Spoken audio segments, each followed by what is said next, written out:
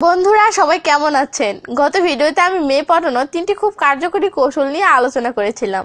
ঠিক তেমনই মেয়ে পটানোর আরেকটি কার্যকরী কৌশল নিয়ে এই ভিডিওতে হাজির হয়েছি। আজকের এই কৌশলটি অনেক কার্যকরী।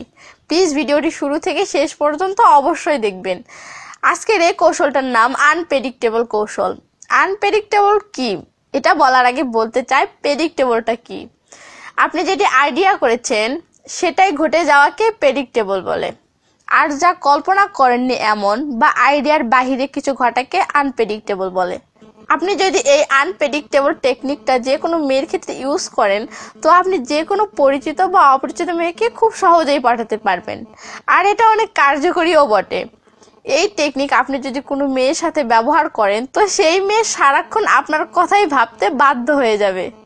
এখন প্রশ্ন হলো যে আপনি এই টেকনিক কিভাবে ব্যবহার করবেন আর কি এমন করবেন যে সে সারাদিন আপনার কথাই ভাববে।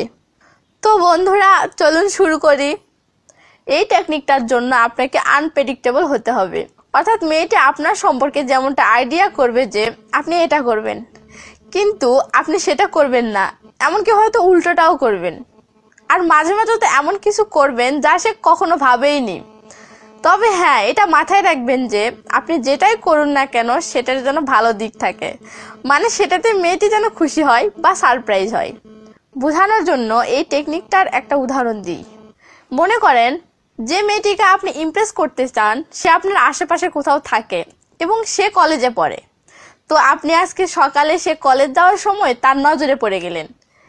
পরের দিন সে কলেজ থেকে আসতেছে এমন সময় তার নজরে পড়ে গেলেন। তারপর খোঁজ করলেন সে কখন কোথায় আসা যাওয়া করে। তো পরের দিন হয়তো সে ঘুরতে বের হয়েছে, তো সেই সময় হঠাৎ করে তার নজরে পড়ে গেলেন। পরের দিন হয়তো বুঝতে পারলেন যে সে মার্কেটে যাচ্ছে, তো সেখানে তার নজরে পড়ে গেলেন। আপনাকে শুধু এটা করতে হবে যে প্রতিদিন আলাদা আলাদা সময়ে আলাদা আলাদা জায়গাতে তার নজরে পড়তে হবে। আর এটা তাকে বোঝাতে হবে আপনি তার খোঁজ খবর রাখেন সে কখন যায়। আর এটাও বোঝাতে হবে যে আপনি শুধু তাকে দেখার জন্য এসব জায়গায় যান। এতে হবে কি, প্রতিদিন মেয়েটি ভাববে যে আজকে সে আপনাকে কোথায় দেখতে পাবে।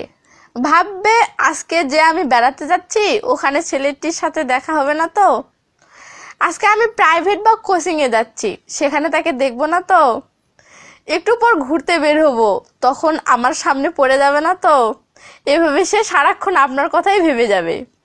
এভাবে কিছুদিন চলার পর হঠাৎ করে একদিন তার সাথে দেখা করবেন না, অর্থাৎ তার নজরে পড়বেন না। তখন সেই দিন সে আপনাকে দেখতে না পেয়ে সে সারাদিন ভাববে আজকে দেখা করলো না কেন, আমি কথা বলি না এই জন্য কি রাগ করেছে নাকি, কিছু হয়েছে নাকি, নাকি আজকে সে আমাকে দেখেছে কিন্তু আমি খেয়াল করিনি, আচ্ছা আমার আশেপাশে কোথাও সে নেই তো, ইত্যাদি। এভাবে সারাটি দিন সে আপনার কথাই ভেবে যাবে। আর কারো ব্যাপারে বেশি বেশি ভাবলেই তো তার প্রতি অটোমেটিক একটা ভালো লাগা তৈরি হয় বা তার প্রতি ভালোবাসার সৃষ্টি হয়। এটা তো নতুন করে আপনাকে নিশ্চয়ই বলতে হবে না, এটা সবাই জানে। কাজেই এই কৌশলটা খাটানোর পর যখন দেখতেছেন যে আপনি আশানুরূপ ফল পেতে শুরু করেছেন, তার মানে মেয়েটি আপনাকে মোটামুটি ভালোবেসে ফেলেছে, তখন সুযোগ বুঝে তার সামনে গিয়ে হাই হ্যালো করে নিলেন। ভয় পাবেন না, মেয়েটি আপনার সাথে কথা বলতে পারলে বরং অনেক খুশিই হবে। তার সাথে কথা বলার পর ফেসবুক আইডি চান, ভুলেও আগে মোবাইল নাম্বার চাইবেন না, কারণ হুট করে মোবাইল নাম্বার নাও দিতে পারে।